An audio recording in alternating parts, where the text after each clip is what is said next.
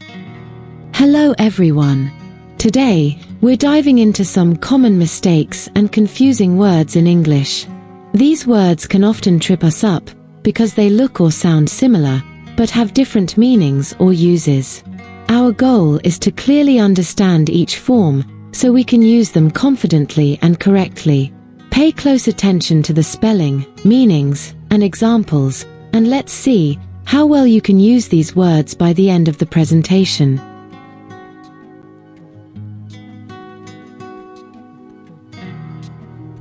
This presentation will help you understand and correctly use commonly confused words in English.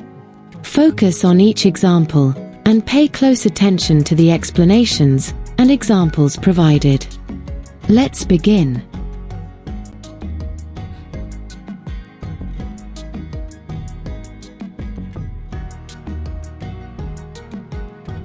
Review the spelling and meaning of each form. Focus on understanding how they differ in usage and pronunciation. Lie, lay.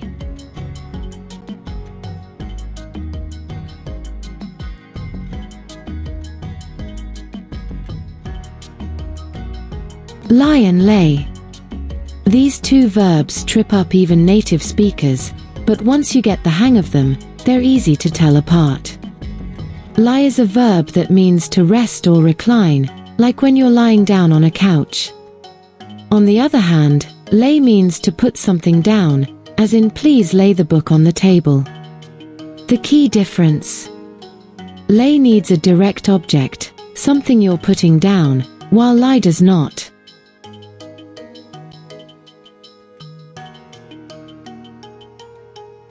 Read each example sentence carefully, paying attention to the context.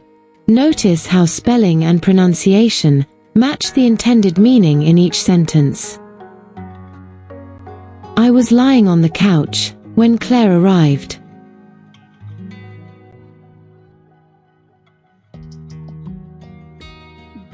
Alice and Leo laid their phones aside during dinner.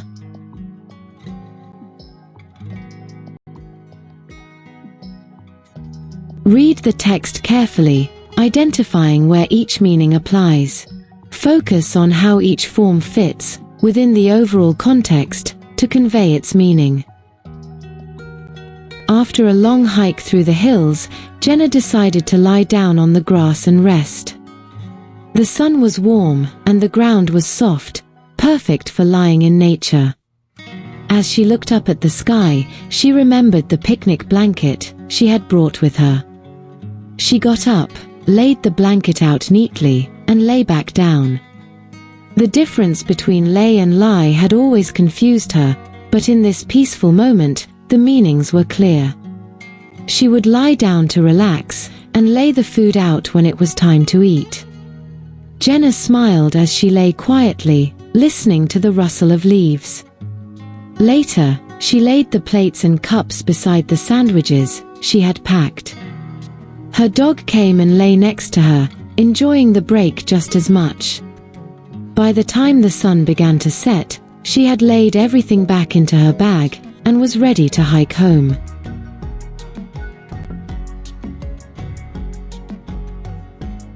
Answer each true or false question based on the meanings and examples you reviewed. This will help reinforce your understanding of each form and its correct usage. 1. Natalie decided to lie down because she was tired. 2. Lay and lie have the same meaning.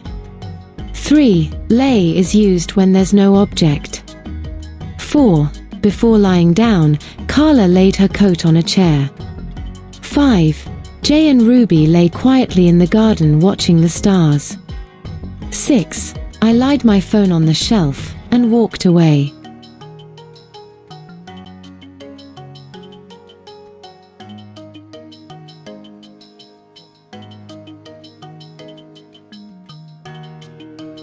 Read the sentences and select the appropriate form based on context. 1. I always lie on the sofa after lunch to read a book. 2. Emily lays the baby down gently in the crib after feeding. 3. The cat is lying lazily in the warm sun near the window. 4. Daniel lies down every evening after dinner to rest. 5. Olivia is laying the plates on the dining table for dinner. 6. Please lay your coat on the chair by the door.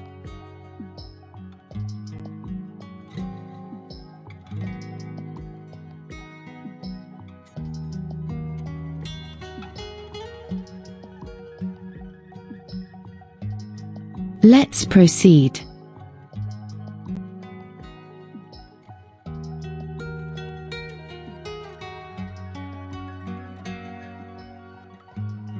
Review the spelling and meaning of each form. Focus on understanding how they differ in usage and pronunciation. Hoard, hoard.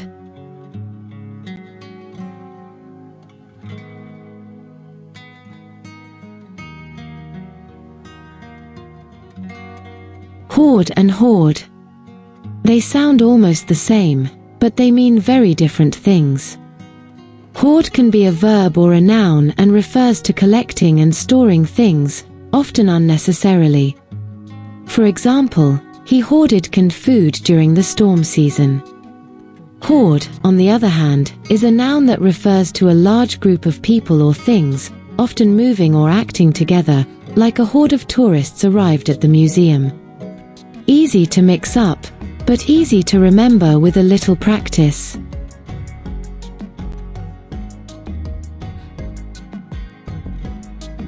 Read each example sentence carefully, paying attention to the context. Notice how spelling and pronunciation match the intended meaning in each sentence. Beatrice hoards craft supplies for her projects.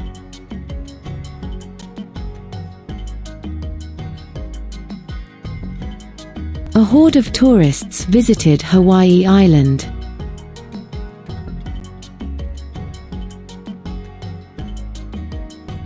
Read the text carefully, identifying where each meaning applies. Focus on how each form fits within the overall context to convey its meaning. During the festival, a horde of visitors flooded the small village square. Stalls were packed, music played, and the smell of street food filled the air. Among the crowd, Mr. Thompson sat behind his antique shop. Over the years, he had hoarded a wide variety of old coins and trinkets, hoping one day they might be worth something. Tourists often admired his collection, but few knew the extent of his hoard hidden in the back room. He watched the hoard pass by, wondering if anyone would appreciate the value of his treasure. Some people thought his habit to hoard things was unusual, but he saw it as preserving history. He carefully documented every item in his hoard with labels and dates. The horde outside grew louder, and a few curious visitors wandered into the shop. One young girl pointed at a coin and asked about its story, making Mr. Thompson's eyes light up with joy.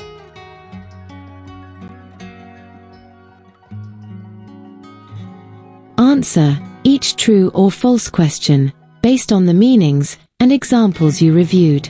This will help reinforce your understanding of each form and its correct usage. 1. Yesterday, Emma hoarded candles in case of a blackout. 2. No one knew about Dan's secret hoard of comics. 3. The horde gathered quietly in the empty park. 4. Hoard and hoard can be used in the same way. 5. A horde stormed into the stadium, cheering loudly. 6. Nina hoards snacks in her desk drawer.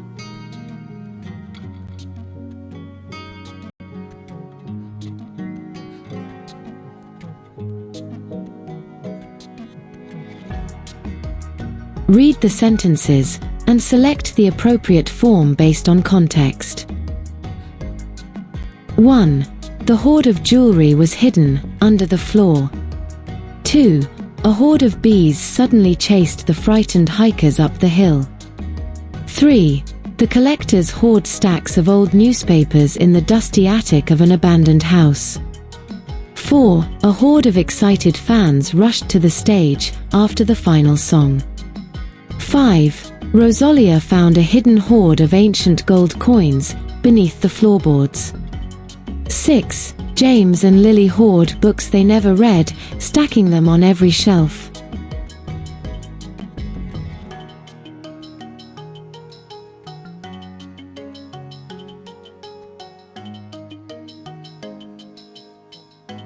Great job, everyone! Now you've completed the lesson. You've explored meanings, examples, and even tested yourself with true, false, and practice questions. Remember, common mistakes happen, but each one is a chance to improve. Next time, we'll look at another set of confusing words, so keep practicing, and see you then. Thanks for joining, and happy learning!